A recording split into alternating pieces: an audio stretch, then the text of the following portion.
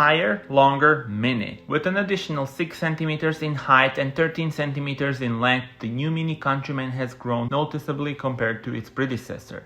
With wider wheel arches, characteristic charisma, and modern minimalistic design with clearly designed surfaces, the car now has a significantly enhanced presence. In the interior, the robust Mini Adventurer offers more space, comfort, and safety, even off-beaten track thanks to all-wheel drive.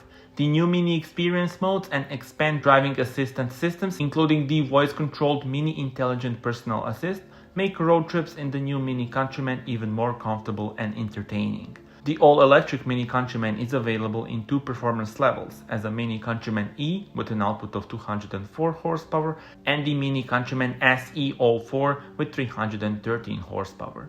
The new MINI Countryman is also available with innovative and efficient petrol engines. It will also be available as diesel variant. Tell me in your comments how do you like this car and subscribe for more.